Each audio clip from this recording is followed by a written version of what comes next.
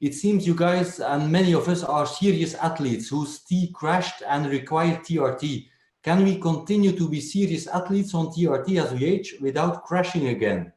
What's your experience with that, Russ?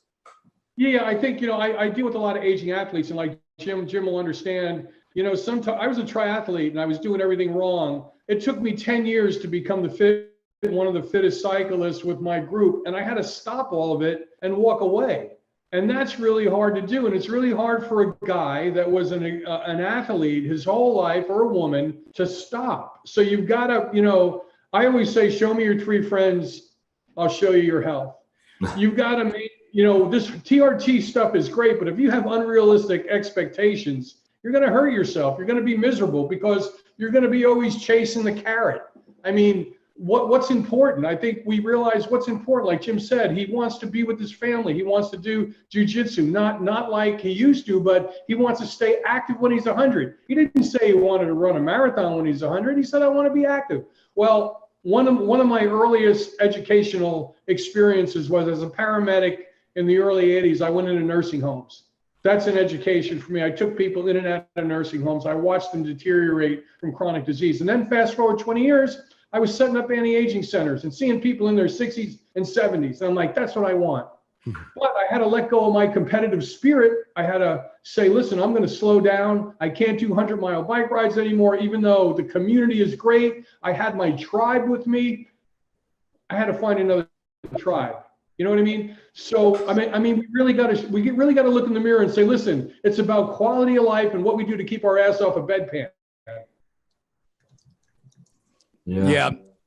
My contribution to that is, a lot of competitive elite athletes have had repetitive brain injuries, and they probably have contused, their pituitary. I've seen a lot of panhypopituitarism, where they're that little fragile, amazing structure, the pituitary, setting in this bony little cavity.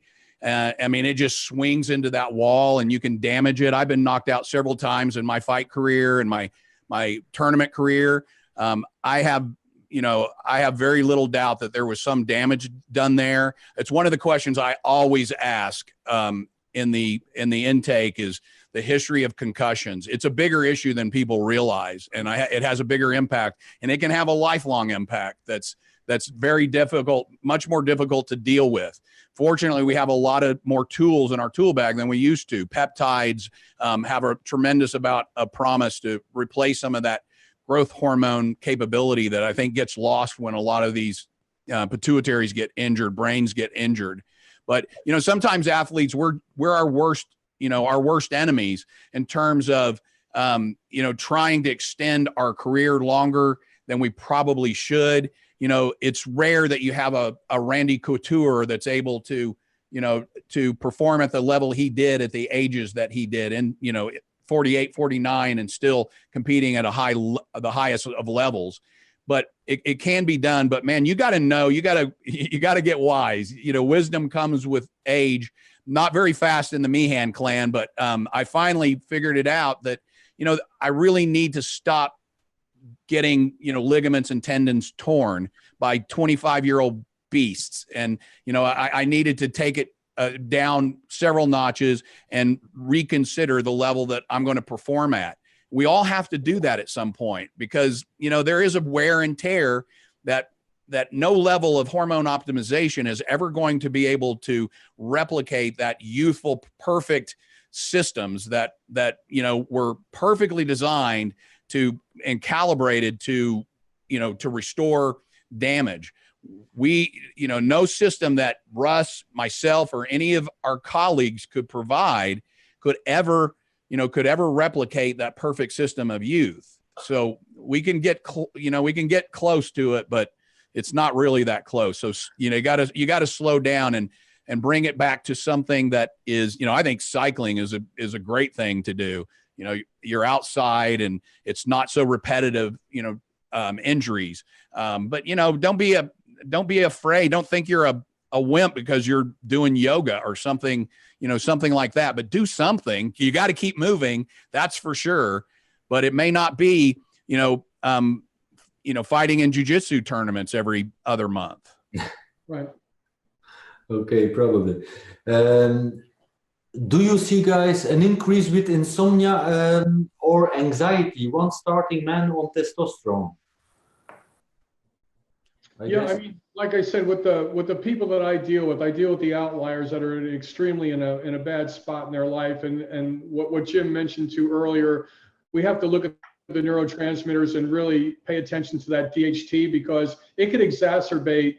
I don't like using the word mental illness because I think they're all labels. There's no blood test for bipolar. There's no blood test for schizophrenia or depression, but we know those are symptoms that people have. So I think, depending on where you are in your life, I do think that these things could be exacerbated if you're not optimizing the testosterone the right way and looking at the areas that we're talking about here today, the microbiome, the mitochondria, the HPA-G axis and the environment. And basically, where are you and where are you in your life? What is causing the most stress in your life right now? Is it the job? Are you in a job that you hate? Are you going through a divorce? Are you in an unhappy marriage? All that comes into play. Like when I'm doing a discovery. Mm-hmm. Well, I think it has less to do with testosterone and hormone optimization therapy than it just has to do with all the other things that surround that. I mean, we got too much, blue wavelength, high energy light stimulating our photoreceptors, disrupting our melatonin. If you got your face in Facebook at 10 o'clock at night, you're not going to sleep well. You're going to disrupt a whole bunch of things. You got it. There are a lot of things that we have control of to improve our sleep. The electromagnetic fields that we're saturated in, if you've got your iPhone plugged into the wall and then setting, 6 inches from your head, you're not going to sleep well. If you've got a lot of electromagnetic field in your bedroom, you're disrupting your sleep. So, there's so many things that we can do to improve our sleep. I think hormone therapy, in my experience, done well is more, supportive of optimal sleep, but it's not a treatment in and of itself. You also you got to do all of these other things to improve and optimize your environment for sleeping, your mind for sleeping. You got to learn to shut it off and journal your worries, close it, and worry about tomorrow instead of laying there in bed worrying about what you're going to do. What all the problems and the battles that you've got to fight. So I think it's, as long as you are you're measuring your responses, your lab levels, you're on a good hormone program, you should have some of the essential elements for optimal sleep, not the reverse. But again, if you're having some problems with sleep and you think it's related to your hormone therapy, you might have to change things around, like the gentleman in the previous question. Listen to your body. Experiment with your body, work with your doctor to move things around, change the dosing, change the timing until you find something that works for your specific physiology. But be careful about the correlation equals causation, because it's just because you started your hormone replacement therapy and now you're not sleeping well, but you're kind of ignoring all of the other things. The fact that you drank 2 glasses of wine right before you went to bed, or that is your standard kind of routine before bed. Any high sugar, carbohydrate laden meal too close to bedtime is going to disrupt sleep. Alcohol is going to disrupt sleep. So really pay some attention to all of these other causative factors and investigate them all to get a better idea as to what really is causing the problem. Okay, that's clear. So one last question that was for Ross. Ross said that thyroid meds stress the adrenals. Can you explain how T meds do that? Or did I misunderstand? Well, what was that again? How do thyroid meds stress the adrenals? Well, a lot of times, and we see this again, it's not a sweeping generalization, but a lot of people that are just taking thyroid medication at a certain dose and their symptoms are not, and they're not doing the proper blood work and their symptoms aren't dissipating, it's because the doctor isn't looking at the adrenal glands. So if you're treating the thyroid in isolation like they have been for 100 years and not looking at, reverse T3, as Jim mentioned earlier, free T3, free T4, not looking at the microdosing of testosterone, you really, if you have an elevator that goes to the 100th floor and you only treat T4, you're only going to the 50th floor, if that makes sense. So remember, thyroid and the adrenal glands, they work together. And one thing that's clear, everything is interconnected and we are all biochemically unique. We have to ask questions. We have to keep a logbook. We have to, really, write down how we're feeling and keep a logbook to track this stuff, because you can't lay this all on the doctor. You got to step up and be proactive with your health, and ask the tough questions. Okay. I completely agree. I don't really have much to add to that. Okay, thank you guys. So we'll stop the questions now. Before we end, and that was actually an idea of Dr. Keith Nichols. Too bad he couldn't make it today to join us. But Keith Nichols proposed that we do a bro science section on the end of the roundtable each time. So I would ask you guys, what piece of bro science, what best or maybe worst piece of bro science did you hear or read online in the forums, on the message boards the last weeks? Any funny stories or questions that you read? Jim, anything? Yeah, so I mean, I'll kind of double down on the the transcranial DHT. Don't worry about measuring it. That there's so much right now. There's a bunch of hype along those lines. I mean, try the transcranial approach, transcranial testosterone only approach, but don't ignore your lab levels. You really need to know what you need to know what your DHT levels are doing. You need to know what your estradiol levels are. I think that any advice that is, no, just put it on, put that cream on your scrotum and don't worry about it. As long as you feel good, you're okay. You're always going to feel good in the beginning, and then it's going to kind of start to tail off, or you're going to start blowing out your hair, your prostate. There's other things that can go wrong if you're not really watching some of the super physiologic results that can sometimes happen. So measure and monitor is reasonable advice. Okay, Russ, you heard anything funny of bro science last week? I think the bro science to me is like when somebody uses the term sheeple. I think we're all on a journey.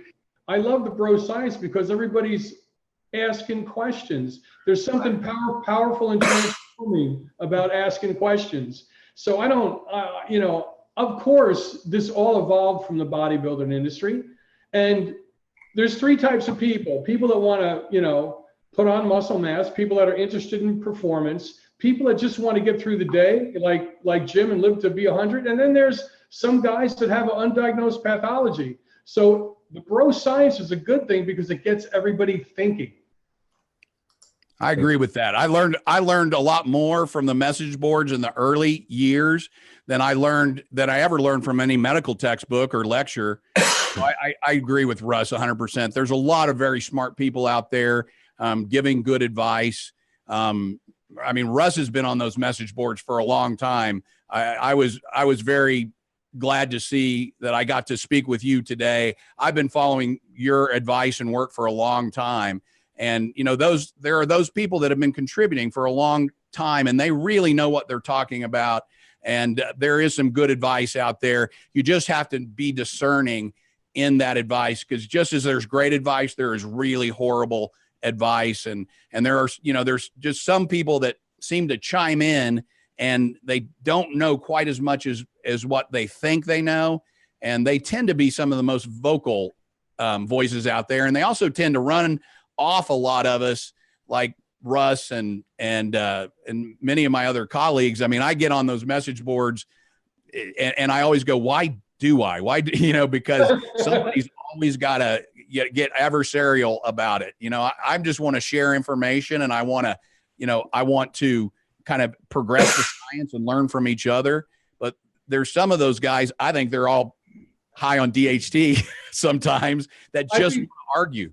I don't understand the medical system where, The third leading cause of death in the United States is our own medical system. We all need to stick together. Why people compartmentalize and act that way, I have no clue. It blows me away. Yeah.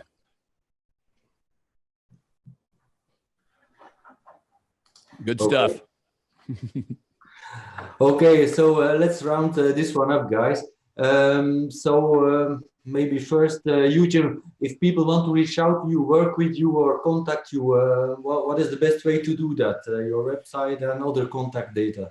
Yeah, you can just, my company is Catalyst MD. You can find me through meehanmd.com, or you can contact support at catalystmd.com. That's CATALYSTMD.com. And that's probably the best way to get into our program. And I am accepting new patients, and always happy to help people just do what I did, transform their lives, become, someone that's working in their purpose and fulfilling the purpose for which they were perfectly created. So I just love doing that, and I'd love to help anybody that wants to do that with me. Okay, great. And you, Russ, I looked into your website today. It's a beautiful piece of work. Thank you. Yeah, so tell the people how they can reach you. Thank you. You could go to Scala Precision Health. I've got a team in Orlando, Florida. We do a lot of online training. You can see my book on Amazon. I put it in the Kindle version. It's American Biohacker. And that's on the Kindle version on Amazon right now. We just published that book a while back. And then I started the Russ Scala YouTube channel, sort of like what you guys are doing. I just want to get information into people's hands. And that's sort of my way of paying back for, listen, I was a paramedic attached to the SWAT team. I didn't think I was going to make it to 40. So I'm in my 60s now, and thank God I'm happy every day I get up and stare at my feet. And I want to partner with guys just like you.